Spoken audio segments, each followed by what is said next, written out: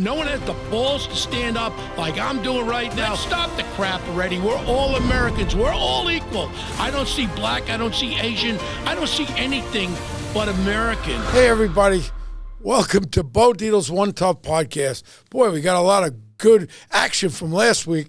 I apologize to anybody if my vernaculization is a little bad, and I get really angry sometimes.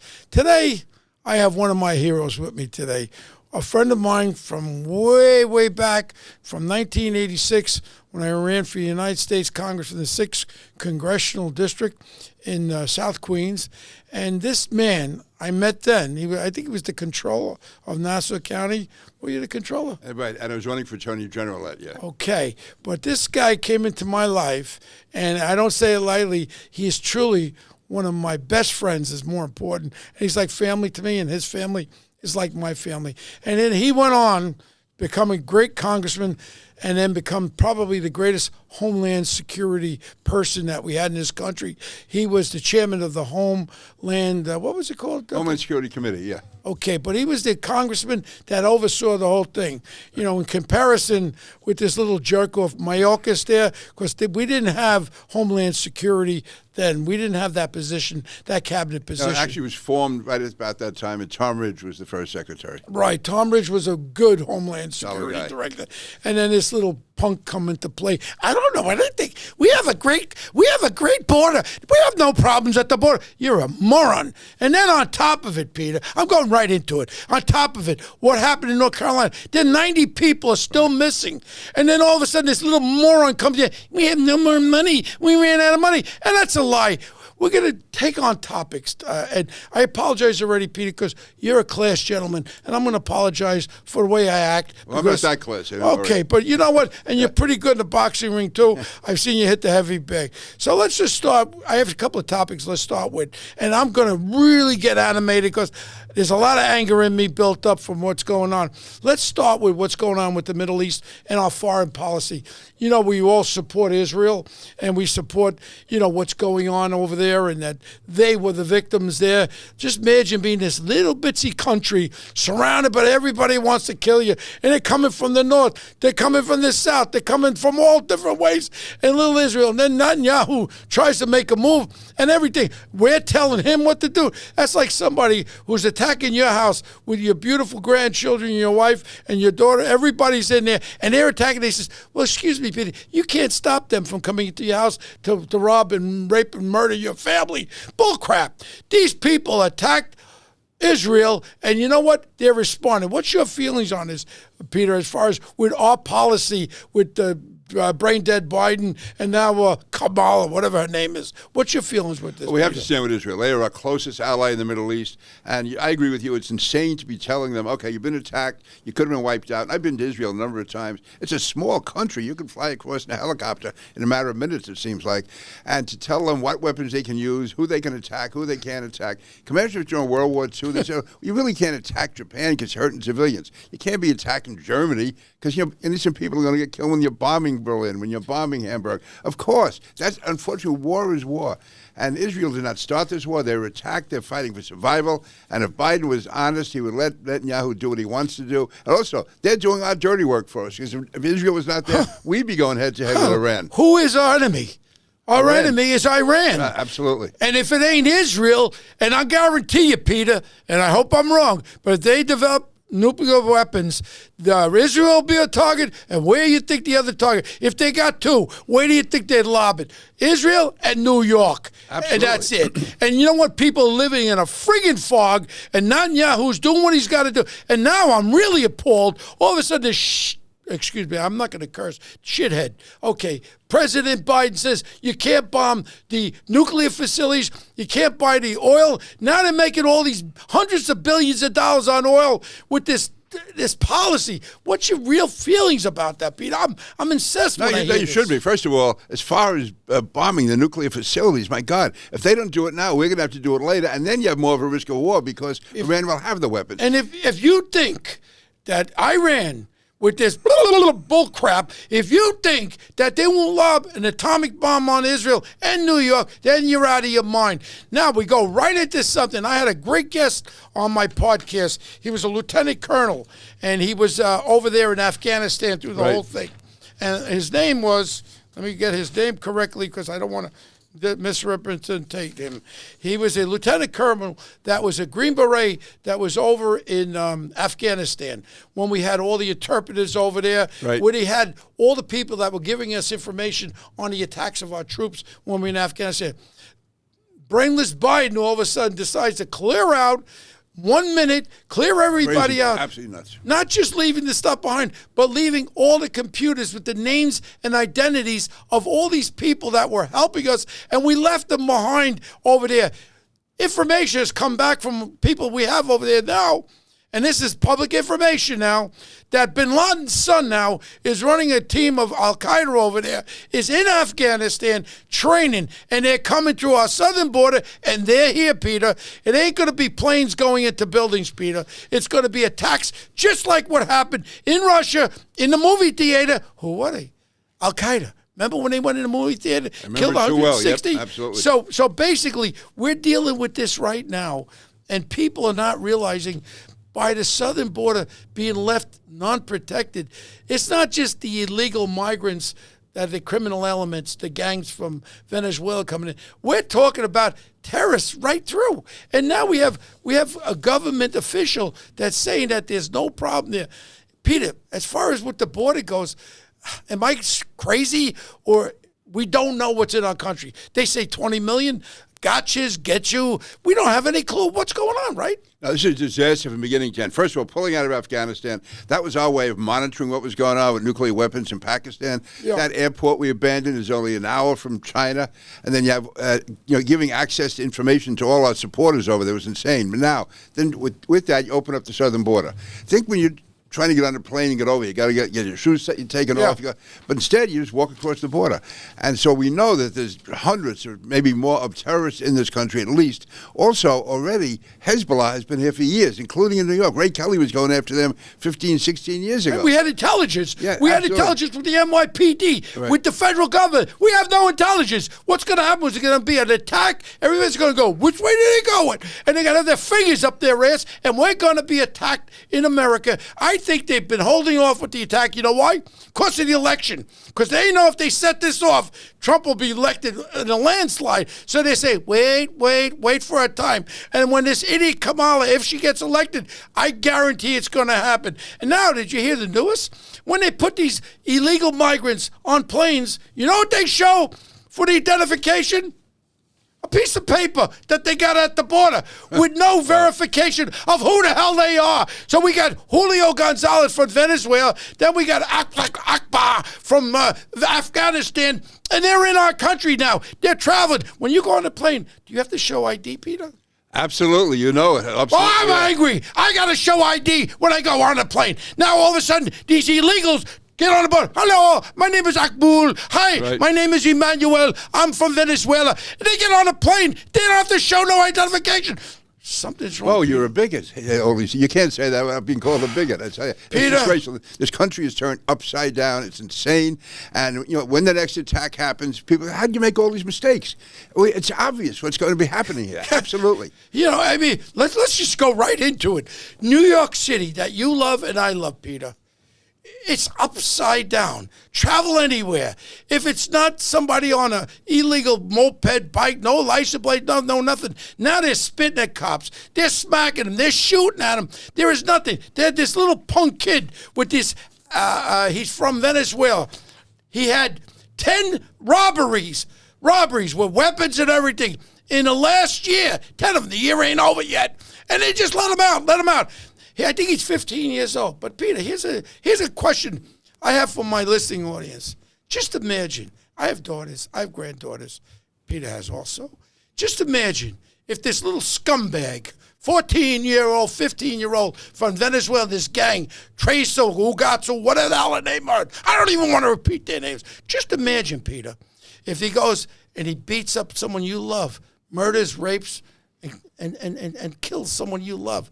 And they keep letting them out. At what point do we have to change this stupid bail reform with that little jerk in the state assembly and the other little jerk woman in the state senate with this bail reform? And that's Cuomo's fault too. My friend Andrew, I don't know what happened. You did it, Andrew Cuomo. You were the governor when that crap was passed. New York City, you can't report an illegal person. They commit a felony, a murder. You can't report it to ISIS. You're right about Andrew. Listen, I know senators, state senators in minority districts who were opposed to that bail reform bill. And Andrew Cuomo himself, he would call them and tell them they had to go on board. He knew what was going on. And now all of a Totally sudden, now all of a sudden, Andrew goes, I made a few mistakes. What about the people who were killed because of mistakes? And now when we go back, and here we go. And then you have the DA brag to make it worse. Oh, this moron. And then you get a Marine that's traveling the subway trying to help somebody, and the kid got this psychopath in a headlock, and he's prosecuting, but yet they drop charges. Now they have a unit now in the Manhattan DA's office. You don't even know about this. This moron, this fat, overweight, piece of garbage brag. He has a unit where they're looking at all the old cases. They're trying to stir up. I'll never forget when they're telling me, in Brooklyn, they had 80 murders that were reversed around by this detective. I really didn't know him. And then I always say, wait, you have 80 murders, but these people that are arrested didn't do them. Who did it? The friggin' Martians? Who's killing these people? Somebody's killed them, right? No, you're right. And as far as that poor guy, that ex-Marine, 20 years ago, he would have gotten a ticket tape parade. I mean, that's what a hero that guy was. I can't imagine anything being more petrified of being on a subway with a psycho running around. You have nowhere to go. You're stuck. But it would have been okay if that psycho took out a knife and killed and stabbed that Marine. We wouldn't even heard of anything. Well, and they probably wouldn't have prosecuted him. They said he had a bad childhood. He didn't like his mother, and he was acting out aggressions or something. To go back, it was Lieutenant Colonel Scott Mann was the fellow from Afghanistan that gave me all this information about Al-Qaeda being trained in Afghanistan. And you got Bin Laden's son now is active. Also, they're giving passports and they're giving credentials out of Afghanistan. And who's in charge of that? Bin Laden's son. Oh, you don't think they're coming here, Peter? No, I know they're going to be coming here. I know, in fact, as far as I'm concerned, they're here. And all the weapons we set up after 9/11, like, for instance, what Ray Kelly had in New York, he was profiling all those neighborhoods, which you had to do. And the courts have stopped that. Federal courts have jumped in and stopped that. And it was de Blasio who signed off on that. So the cops are not allowed. I mean, if you hear that someone's coming from Somalia to attack New York, you go to the Somalian community here in New York and talk to them. You have to build up you're a detective. You build up sources. You get some on people and you turn them. We have no intelligence of what's about to happen here in the United States. And I don't want to scare the listening audience, but it's that serious, and it's coming, and it's here, and it's just sleeping. It's the old sleeper cells, remember years ago? Yep. But we knew about them. Now we have no idea. Of the 20 million, they say it's a lot more. We have no identification. We don't know who they are, Peter. Not just gangs, but actual terrorists that want us dead. What do we do, Peter? How do we come to a conclusion of turning this around? It has to come at different stages. The first thing, I believe, is you go for the ground level. First thing is you revoke this bullshizzle bail reform. You got to revoke that. You got to change that law around. And then when people are arrested on crimes, you've got to prosecute them. And if you got to build more damn jails, you build them. Where is the freedom of the people who just want to go to work and work hard, and they're being stuck up? And they tell me crime's down. You're full of crap. Crime's down. Perception, my friend Eric says perception. That's another bull crap thing. Perception. I'm talking about fear when people are on the subway. You can't walk into Walgreens and get a tube of toothpaste, right? Having some guy come and open up the... I got to go shopping for my cosmetics out all the way out on Long Island because everything has been robbed out of the stores and they're all closing down. They can't work like that. So the whole thing is you start with that George Floyd effect, I call it. So, I mean, this was a great citizen. Didn't rob the woman that was pregnant, beat her up. He was on lethal amount of fentanyl. We don't want to see anybody die. The cop got him into that headlock.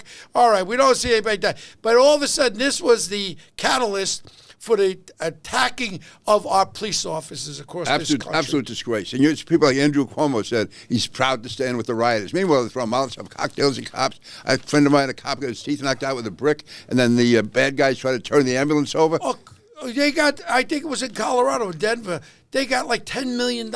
They sued the police, the demonstrators. Yeah. They were setting fires. They were assaulted. There were some murders involved with it. Nobody was prosecuted. And then when there's any kind of a question against a cop and we wonder why crime is down, no, Mr. Mayor, crime is not down in New York. Crime is not down across this country. People are scared. Half of the people are not even reporting what they go through on the street every day. My own son was hit with one of these Julio moped things there. And you want to know something? It doesn't go reported. Crime is up. Fear is up. America has become a fear country. And I hate to say it, but you know what? If you really, truly love your family and love America, you only have one choice when you vote. Maybe you don't like his personality. Maybe you don't like it. But you got to realize one thing. This is your only choice. And it's not a political show. But I tell you right now, if this woman, what's her name again? Kamala. Yeah, Kamala, whatever the hell her name is. If she gets in there, baby, it's over. You'll have a Supreme Court with probably 18 Supreme Court judges, and I'll guarantee that most of them will be progressive. And then we'll have this new states of Washington, D.C. and Puerto Rico. And then you'll have another 4 senators, and you'll never have another election where you'll have 2 parties. You're a political guy, Peter. You're one of the greatest congressmen we ever had. What's your feelings of what would happen if this lady gets elected? It'd be a disaster. What you would see at the national level is what the New York City Council has done here in New York. You tie the hands of law enforcement. You turn your back. You have more illegal immigrants coming in, more terrorists coming in. You weaken the country. You weaken the military. And you take away local control of schools and transgender. All that stuff would run wild. It's absolute insanity. Yeah, but I mean, we're spending federal funds. I just saw the guy that killed a woman and her husband on a boat over Catalina Island in California. All of a sudden, he wanted his ding-dong cut off, and he wanted to be a transformer, whatever the hell they call that crap, right? Next thing is, we're paying for it through federal funds. We're paying for it. Then all of a sudden, kids under the age of 6, oh, I like wearing a dress. Oh, give him, her, whatever it is. Give them some drugs so they can become whatever they want. Where's this world you get someone like Kamala Harris saying it's equal rights to let a violent prisoner, to pay for his transgender operation. It's crazy, absolutely. I'm just thinking, my father was a cop for all those years. Thank God for his sake he's not here, so he'd be going nuts. Cops being spit at, transgender operations. You have illegal immigrants coming in as terrorists and nothing being done. It's absolute insanity. And then we got the migrant problem here, right? All of a sudden in New York City, they're talking about in 3 years. $10 billion. $10 billion with a B dollars. And in reality, a lot of these contracts, no one knows what the hell is going on. We're spending all this money, and he wants to go now, the mayor's plan goes to 2029. Welcome. You know what New York City's going to look like, Peter? Every one of these office buildings now have the right to converting into a house, to have apartments. We're going to have a city. New York City is going to be one migrant center with everybody or migrants in these single room occupancies. And that's what New York's going to turn into be. Who the hell? I want to go to see Rockefeller Center when the snow falls, when the tree is out. I love Christmas in New York. I got to go for Christmas with my gun. And I'm lucky to have a gun. But what about the regular people? How are you going to protect your family? These animals come out like Night of the Living Dead. They come out, they see a watch, they'll rob you, they'll do anything. It's scary, Peter. No, it is. And by the way, you're right. I mean, you can carry a gun. The average person doesn't. And yet the people in the ivory towers, this is all in your imagination. It's all perception. It's not really out there. They're crazy. And I tell you, the average person, listen, all of us are descended from immigrants. Immigrants who make our country great. They come in legally. They work their way up. They don't come in illegally. They don't have swag bags handed to them when they get off the bus. They don't get put up in luxury hotels. I mean, every immigrant who's come here in the past, they had to work their way through. They had to get up. Peter, perfect example. I tell you, I was against J.D. Vance when I first heard Trump using his right. I love the guy. I wish he was running for president. J.D. Vance is a very intelligent, very smart guy, and he knows how to handle all kinds of adversarial stuff. And I watched that thing with that lady. I call her Mrs. Ugly. Oh, Martha Brennan? Martha Radez. Oh, Martha Radez. Yeah, Martha Radez. I'll be very honest with you. I'm not a person that make calls names and all that, but she is one ugly woman. And she's ugly in the sense what she talks about. When she goes, oh, we really don't have a problem in Colorado with these Venezuelan There's only gangs. some housing complexes. Oh, yeah, only a few. It's not that many. How about it was your house? You got to be nuts. This is WABC, and this is what WABC did with Trump. It was a control. And now they think the people of America are stupid. And people who vote for Kamala have to be stupid if that's what you want. And then the next thing comes into play. We realized that wasn't good when you had that transformer that with the beer company. What was that transformer's name? And it was Bud Light. I know that. Yeah, Bud Light. The transformer was on there. They lost like 100% of their value because no one wants to see that. Now all of a sudden, armed services, what's this, diversity? What's these three things? I want to forget them because I don't want to. Diversity, inclusion, and equity. I think. That kind of garbage. Now they're bringing it here. They're bringing it there. It's not the qualified. It's all that diversity stuff. No, it should be the best person for the job. Absolutely. Not we care if it's a woman or a man, the best person. But all this division. And then people will work hard. And even, say if your daughter, that I know, your lovely daughter, was a swimming champion in Nassau County. Worked her butt off there, and she was the champion. She might even go for the Olympic trials. And then all of a sudden, some guy with a yang-a-dang hanging down his knee all of a sudden wants to be a woman, and now he's competing against. Is that right? And your guy out there in Nassau County, Blakeman, I give him a lot of credit. Bruce was great on that. Yeah, he's being attacked from all over, from the left wing, the progressives, all these civil rights groups. You see when they're standing on the podium, the guy's trying to hide his yang-a-dang, and he's still got the yang-a-dang, and he's swimming against a female who doesn't have the strength, and then the boxing and the Olympics. I mean, where does this stop, Peter? Where does this stop? Now, you mentioned my daughter, but she loves you. She thinks you're the greatest guy in the world. But she's down in North Carolina now. She moved to North Carolina, and you're talking about Mayorkas and Homeland Security. There are people getting murdered, dying. Whole cities, whole towns have been wiped out, and he doesn't have the money. It's it's crazy. No, absolutely crazy. He said first he didn't have the money, and now all of a sudden he has the money. I'm saying he said he looked doesn't like have the a money. damn fool. Of course you have the money. Years ago when he came out the first time, well, look at his cabinet. Just look at the Biden's cabinet. The morons are morons. Then you got that other guy who just had a kid with another guy or something. What's his name there? He was a mayor of... Buttigieg. Yeah, another Buttigieg. Yeah, Buttigieg this. Another thing is this. When you were talking about North Carolina, I have friends that have beautiful houses in Nashville. Even my friend Ken Langone has beautiful houses there. Beautiful in the mountains. Who would ever think you would drown in that? So now this is a direct story. My friend had a beautiful house up on the top of the hill.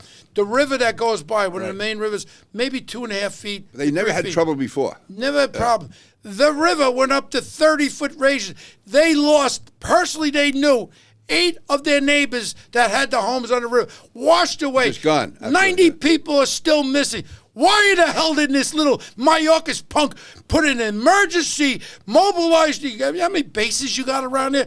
Helicopters over there. Emergency. But if they were migrants drowning in the Rio Grande, they would be sending them over there, getting them out of there. Why aren't our Americans being helped? Now there's devastation in Florida. Where is the help for the Americans? I don't give a crap about people who just come here. I care about the people who've been paying taxes in this country. I care about the people that are losing their loved ones. I care about the people who are on the roofs of their houses waiting for help, never to come.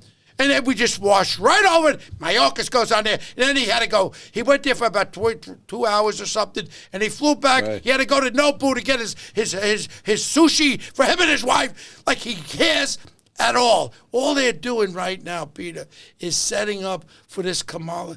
And if she ever wins, and I'm telling you, tell everybody you know, if you don't like Donald Trump, you vote for him anyway. Because our lives will never be the same. And it's not going to... Do you think we ever could come back to her? If she gets elected, do you think we could ever come back? It's going to be hard enough coming back now, by the way. But yes, no, if she's in there, it's going to be really tough. By the way, you talk about Mayorkas. The Department of Homeland Security was set up after 9/11. Right. Have you ever heard Mayorkas mention terrorism? It was set up to fight terrorism. And you never hear that word come out of his mouth. It's like it doesn't exist. All he's talking about is you can't have cops. Yeah, but then we pull out. His big thing is this diversity, inclusion. Right, exactly, yeah. And all of a sudden, even with our Secret Service, and I know a lot of Secret Service guys, I know a lot of FBI agents. Look, I got a lot of respect for them. And then all of a sudden now with this diversity, how about you got a president, a former president at 6'3". I mean, really, you got to fight with all respect. I wouldn't even be a good example of a security person with Donald Trump. I'm too short. You got to get an imposing figure that can protect them. And it's common sense. You don't put a little 5-foot lady or a 5-foot man with a president that's 6'3", and you think you can protect them.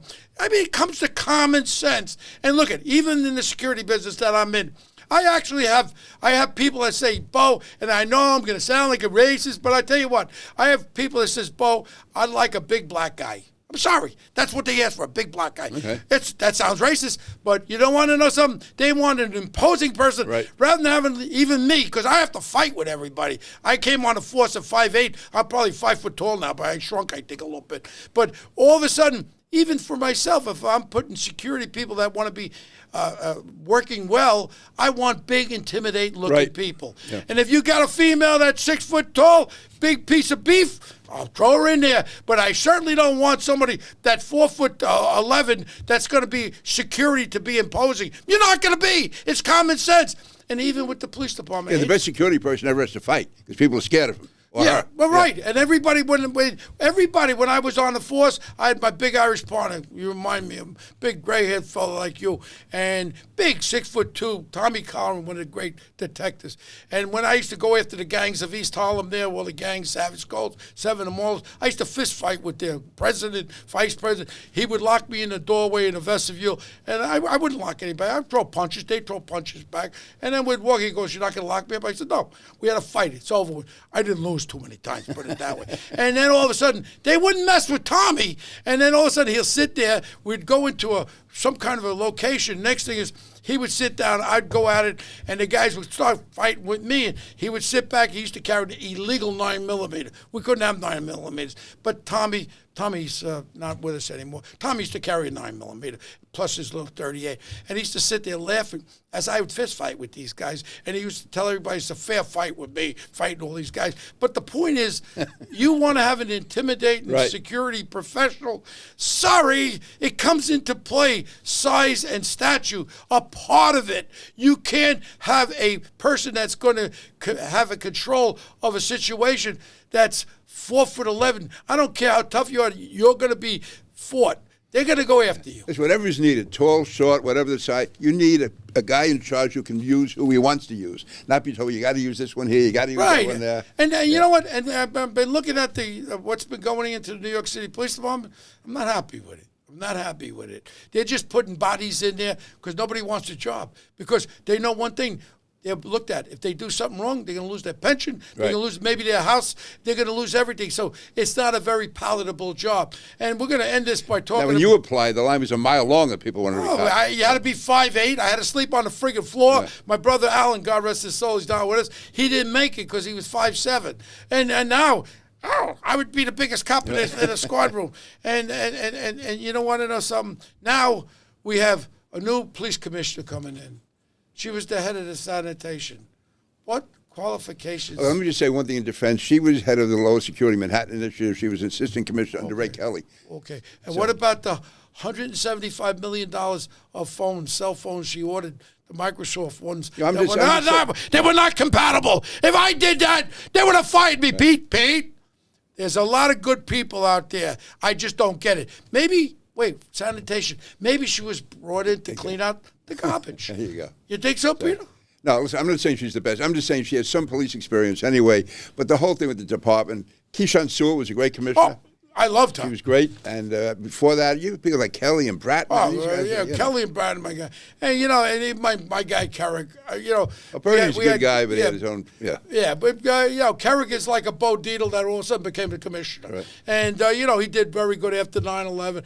And the only other guy is our poor friend Rudy, who crashed and burned. I'm so depressed about what happened with Rudy, and that's another story. But Peter, I hope that today we brought our audience into how we really feel. Well, people know where you stand. That's for sure. You're the best. Well, you want to know something, Peter? That's one of the reasons I get calls all the time. Oh, run for mayor again. I would never run because they put all the lies in there. You almost won for Congress. You almost won that year. 2,000 votes. I lost by when they threw a third-party yeah, candidate, right. Brian McCabe. Right, Irish neighbors to take the. He took the Rockaways, Right. and I lost by 2,000 votes. He got 4,000, and I'll never forget. We were at Lenny's Clam Bar in Howard Beach, and I go to him. Brian, we took a shot at, it, and I said we lost. The wife goes, "Oh no, we didn't lose." Next day it was announced he was the head of Floyd Flake's chief of staff for Congressman Floyd Flake, and you know what I learned about. I learned about politics. It's a very dirty business, and they'll dig it up. And God knows what I used to say on Imus in the morning. If they bring back those tapes, they'll say, well, Bo, you were racist, you were that. Times have changed. They could just look at today's show if they wanted to stop you. Well, I don't think, I don't mean to be any. Look, I have more blacks that work for me. 98% of my employees are black. Mm-hmm. And you want to know something? I employ more than anybody else in this city, and I am not a racist. I'm a person. Of course you're not. But I'm just saying, if they want to take a quote out, they can do it. Of course, That's what I'm talking about. Are you kidding? When I use the expression "big black guy," and that's exactly what they asked me for. Bo, I don't want no little guys. I don't care about retired cops. I want a big black guy. So I put BBG. Now that may be a racist statement, but he's a big black guy. What am I supposed to say? Big white guy? You get certain parts of New York, you put in a big Irish guy, an Italian guy, of course. Well, I want to thank everybody. Please spread the word. There is a podcast that really tells the truth. And today, I'm just very honored, Peter, by you coming on the show. No, it's my honor. Great to be with you, as always. Always. And you are and were one of our great congresspersons, and you really care about this city and this country more than anybody I know, and I'll always be there for you. And I love you, Peter. Thank you. That means a lot. Thank you, Bo. Good health to you and family. Send my love to your lovely wife, your daughter, everybody. You got it. Have a great day. You're Bye. the man. And till next week, we hope that you tell your friends there is a real good podcast. We don't fudge it up over here. We tell it like it is. And if anybody don't like it, they don't have to tune in. But if you like it, tell your friends and tune in. And next week, we'll attack again. And that's why I love doing One Tough Podcast. We tell the truth.